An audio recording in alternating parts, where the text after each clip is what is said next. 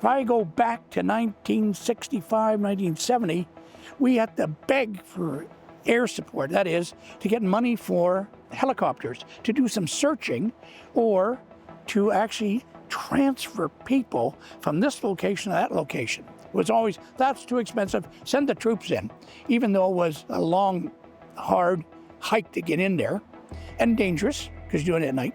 Having a team in the field for several days at a time meant that that same team wasn't available for the next call out. And by then the pagers were going off maybe every other day for a different search. So the team quite rightly turned to helicopter assistance. A flight in a helicopter is like 1,000 eyes on the ground for what you could achieve.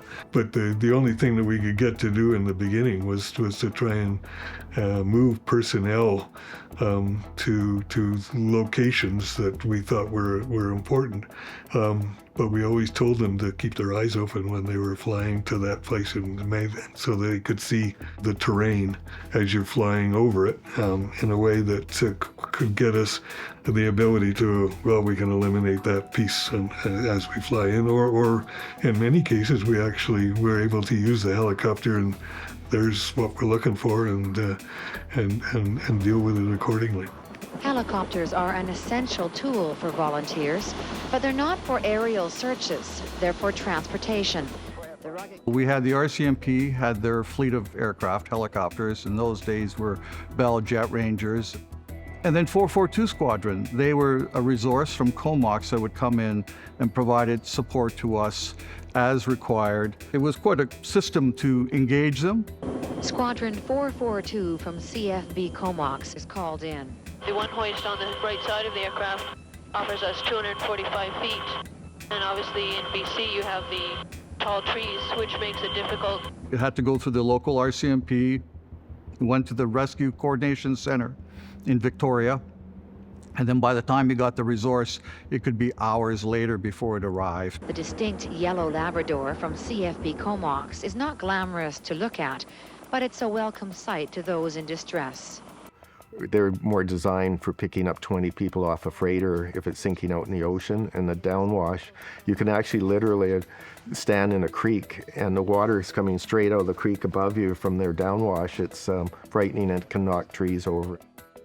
We haven't today done as good of a job as I wanted to. George Elahi reached out to the local operators and found from them what kind of machines they might have available for us to use in a search. On the North Shore, we had a couple of lumber companies.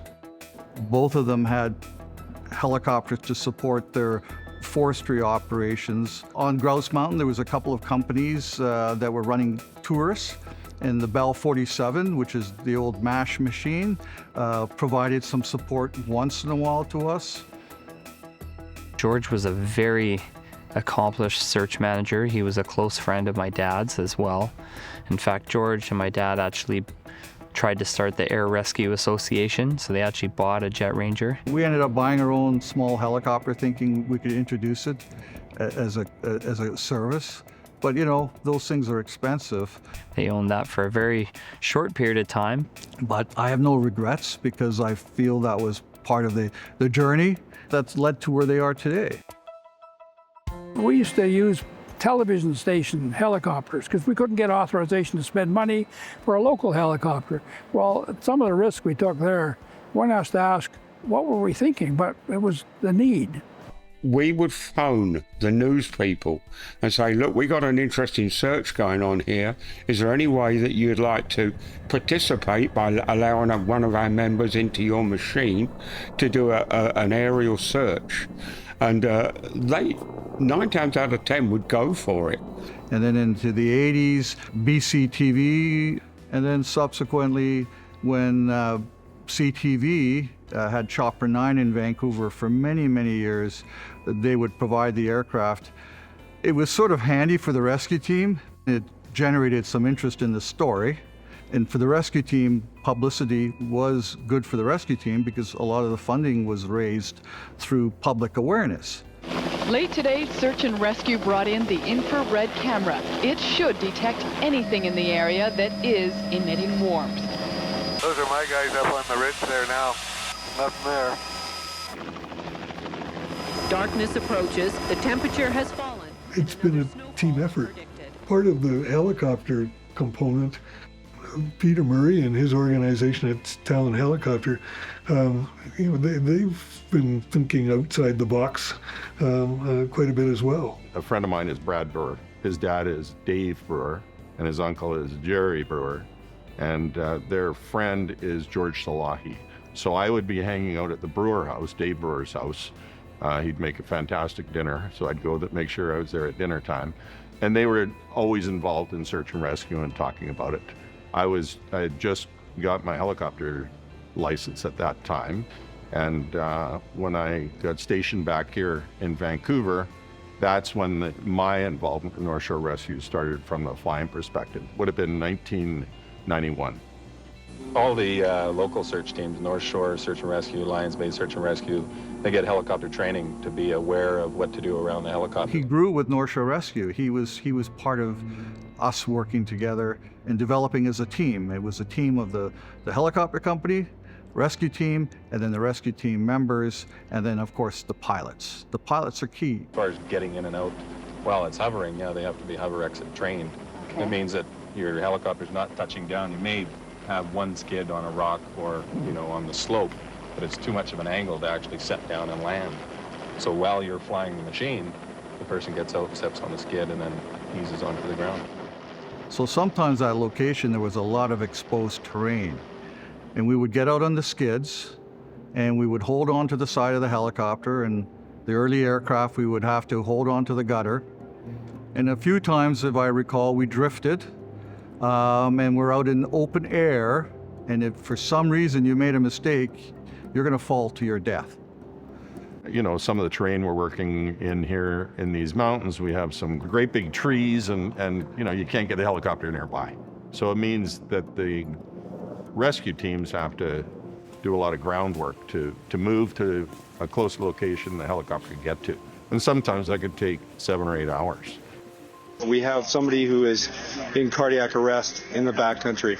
That's all we know right now. We're going in to begin resuscitation on her. There's Cypress Bowl people on scene administering CPR that we know at this time. Between Tim Jones and another fellow on the team by the name of George Salahi, and there was even a third person not associated with the team that came up with the idea about getting a system that could be approved by Transport Canada using a fixed line attached to a helicopter.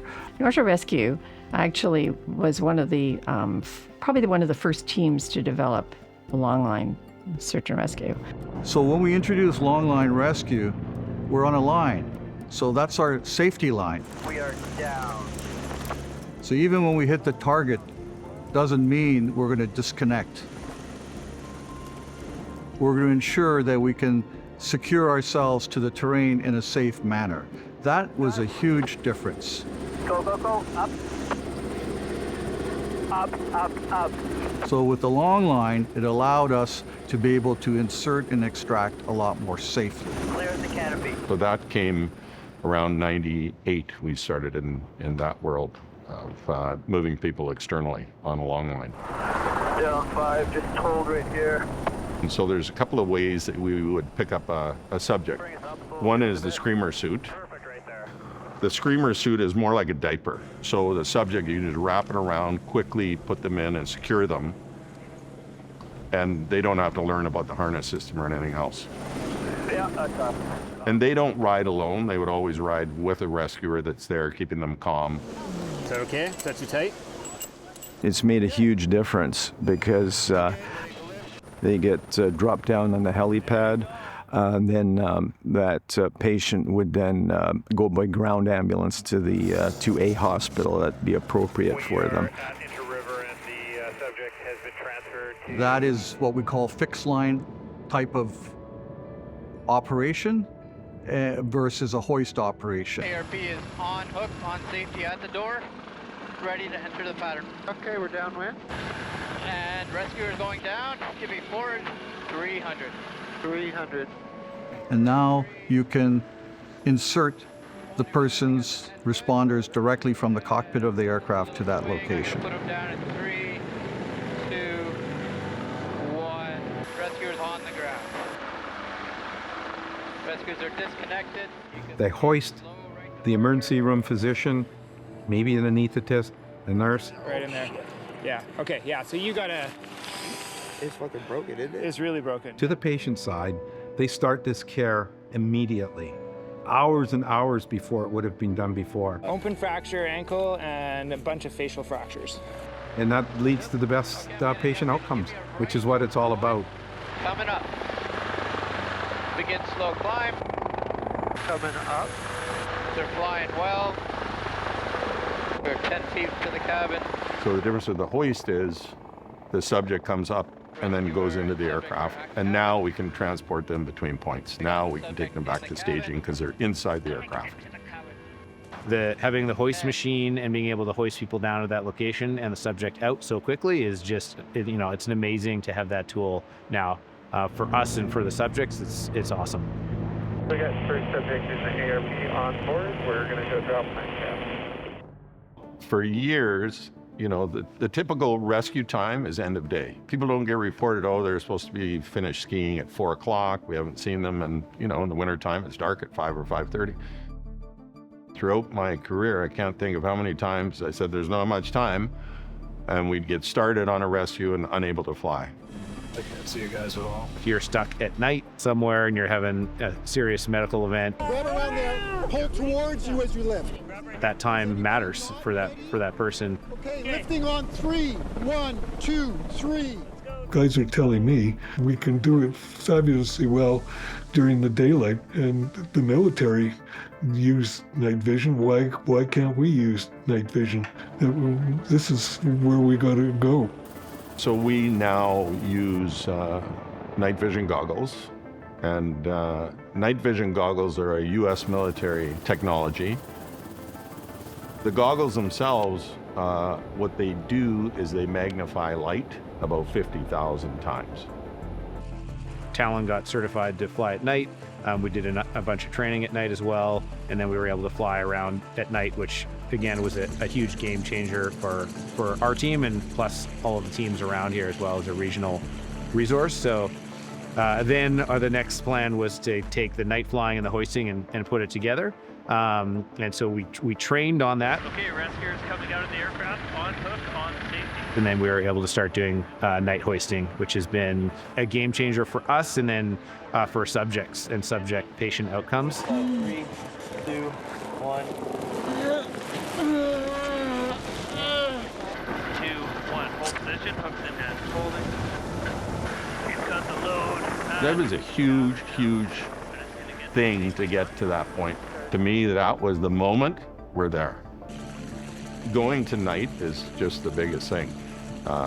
I think it's the best thing that's happened to the rescue team, and for us to be part of that is huge. Talon Helicopters under Peter Murray has been so good with the team 50 down. in promoting all these new techniques, and now we can actually pluck people off mountains at midnight.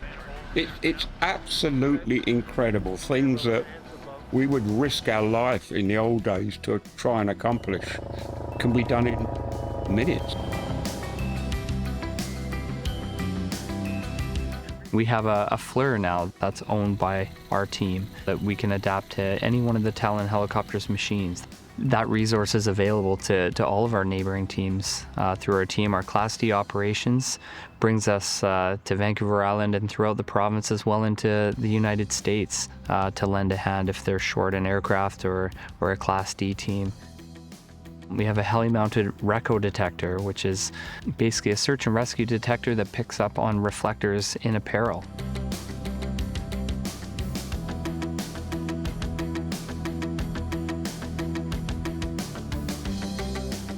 So the RECO is it's a transmitter that sends out a signal, and it reflects off of little tags that are in people's clothing that allow people to be found if they're buried. You need a unit to go around and send the signal out, and then it bounces the signal off this little diode that's in the reflector back to the unit. And using that, you can pinpoint where somebody's buried. You can cover a huge amount of area in a small amount of time. You don't have to have anybody on the ground. So if there's a high avalanche exposure and you don't want to actually put people into that environment, the helicopter can fly over it without exposing anybody really to risk. LifeSeeker is a piece of technology that we have acquired fairly recently. And what it allows us to do is to pinpoint the location of a cell phone, providing it's on, even though the cell phone might be out of a coverage. They can't call for help, you can't ping the phone, and the LifeSeeker will allow us to go and fly over an area, and the phone, providing it's on, would latch on to the LifeSeeker device. The LifeSeeker acts as like a mini cellular network, and once it registers on that device, then we can actually find the location of the phone and pinpoint where the person is, regardless of whether they're responsive or not. We only would use it in cases where we have a missing person. So we need specific information on who the person is and their cell phone information. We can't just randomly go and pick up people's cell phones. I'd say the number one thing for me, and I'd say the pilots that we bring through Talon Helicopters that haven't done the search and rescue work before in their career, is how good it feels to help people out. Using your skill as being a helicopter pilot, which all of us love doing, and using that to help people is like, it's fantastic. It's very fulfilling. On hook, on safety, nice and slow. The on-final target area is in sight. The use of helicopters really changed since it started. To get a helicopter back then was a huge deal. We get tremendous support from the province. If we need a helicopter, we do our best to not use them unnecessarily. The people are volunteers. They're all out there on their own time, and they're well trained, and they do amazing things. Perfect, right there, 10 foot. 10 foot, and they are on the ground. For me personally, it's very satisfying to see what the today's generation of search and rescue has done.